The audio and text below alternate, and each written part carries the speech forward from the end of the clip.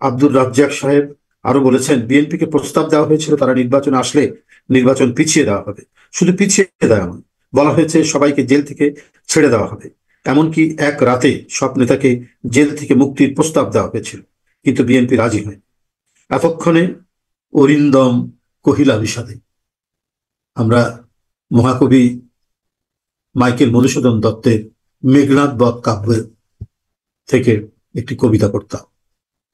ওই ওই আমাদের পাঠ্য কবিতার প্রথম লাইনটি ছিল, এতক্ষণে অরিন্দম কহিল বিষাদে। কিন্তু এখানে আমরা একটু পরিবর্তন করে বলবো, এতক্ষণে ডক্টর আব্দুর রাজ্জাক কহিলেন হরষে, অত্যন্ত আনন্দের সাথে।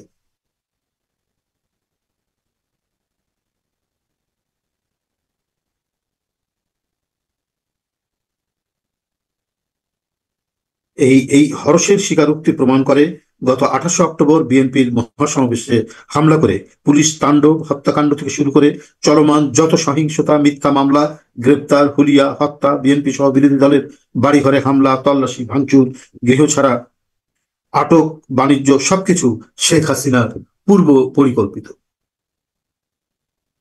শেষ পর্যন্ত এই প্রভাবশালী মন্ত্রী হাটে হাড়ি ভেঙে স্বীকার করলেন যে দেশের আইন আদালত, আইন শৃঙ্খলা বাহিনী, প্রশাসন, কোর্ট কাচারি, বিচার আচার সবকিছুই আওয়ামী মাফিয়া সরকারের হাতে বন্দী। বিচার ব্যবস্থা আর আওয়ামী লীগ একাকার হয়ে গেছে। পৃথক কোনো সত্তা নেই, দেশে কোনো আইন নেই, সব শেখ হাসিনার ইশারায় চলছে। বিএনপি নেতাকর্মীদের বিরুদ্ধে 1.5 লক্ষ মামলা দায়ের আর অর্ধ কোটি আসামি করা হয়েছে শেখ হাসিনার নির্দেশে। কারাগারে নেতাকর্মীদের হত্যা করা হচ্ছে সরকারের ব্লু প্রিন্টে।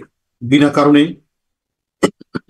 বাংলাদেশি নাগরিক গ্রেপ্তার, নির্বিচারে বিএনপি সহ আন্দোলনরত দলগুলোর নেতাকর্মীদের কারাগারে আটক ও নির্যাতন, ইচ্ছামাফিক জেল ও জামিন বিচার বিভাগের অস্তিত্বকেই বিলীন করে দিয়েছে।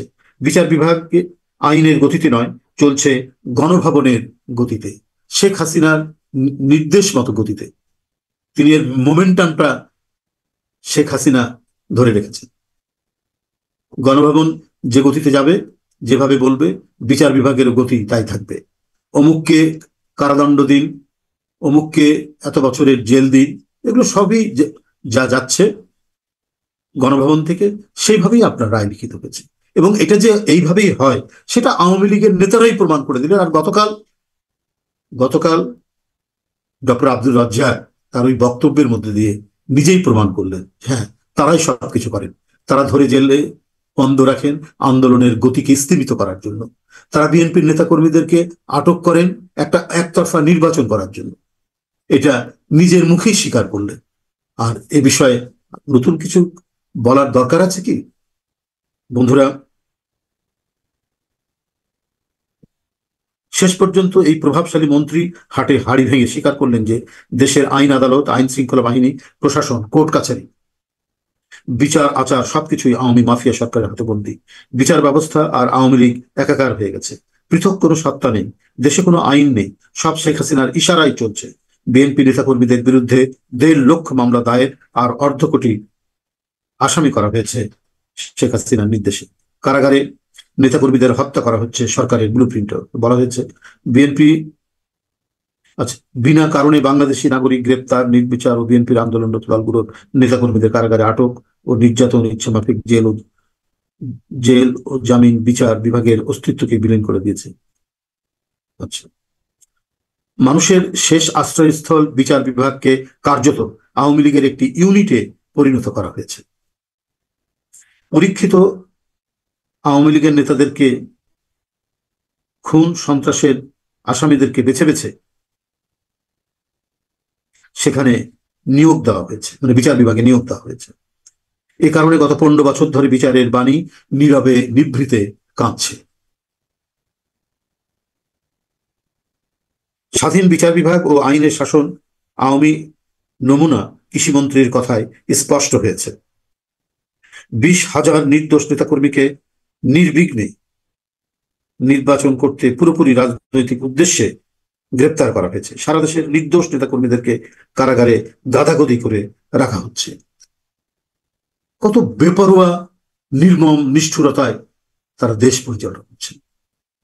আসলে মানে এত ক্ষমতা তাদের হাতে, মনে করছেন তারা নির্বিঘ্নে তারা যে অপকর্ম করছেন সেগুলো কিন্তু তারা নির্দ্বিধায় বলতে দ্বিধা করছেন না। একটা নার্সিসিস্টিক ইলনেস, মানে অতি আত্মমুগ্ধ, ক্ষমতায় তারা এত বেশি আত্মমুগ্ধ হয়ে আছে, এই ধরনের একটা আত্মমুগ্ধকর একটা অসুস্থতায় তারা ভুগছেন, আওয়ামী লীগের নেতারা ভুগছেন। নার্সিসিস্টিক ইলনেসে তারা আক্রান্ত হয়েছে।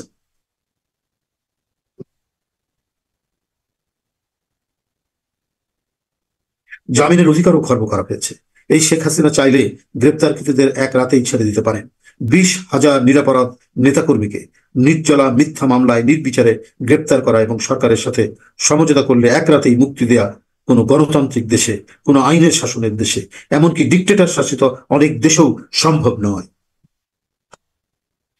এতে এটা প্রমাণ হয় বর্তমান আওয়ামী মাফিয়া সরকার পৃথিবীতে সর্বোচ্চ জুলুমের এক অদ্ভুত স্বৈরতান্ত্রিক এবং এক নায়কতান্ত্রিক সরকার। রাষ্ট্রবিজ্ঞানের ভাষায় এ সরকারকে নতুন করে সংজ্ঞায়িত করতে হবে। শেখ হাসিনা আজীবন ক্ষমতায় থাকার লিপ্সায় 4 বারের প্রধানমন্ত্রী দেশনেত্রী বেগম খালেদা জিয়াকে বিনা অপরাধে ফরমাইশি রায় কারারুদ্ধ করে রেখে বিষ প্রয়োগে হত্যার চেষ্টা করছে।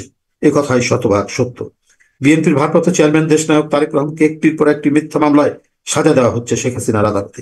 সবকিছুর হিসাব রাখছেন দেশের জনগণ। এই নজিরবিহীন অবিচারের বিচার একদিন হবেই হবে।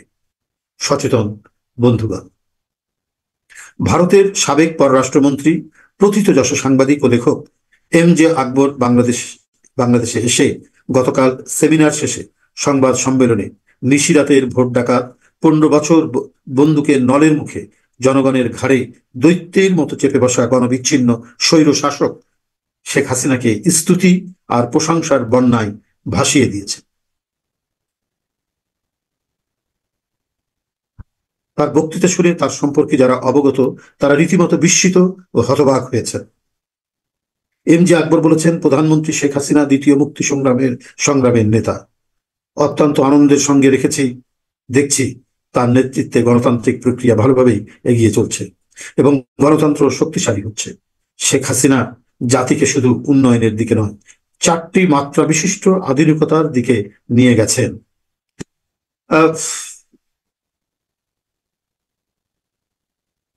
মানে তার এই কথা শুনে আমরা আর কি বলতে পারি? 20,000 নেতাকর্মীকে কারারুদ্ধ করে তিনি বলে দ্বিতীয় মুক্তি সংগ্রাম করছেন। একজন প্রতিবেশী দেশের খুব প্রখ্যাত সম্পাদক এবং সাংবাদিক তিনি, যদিও তিনি রাজনীতিতেও পরবর্তীতে যোগদান করেছেন।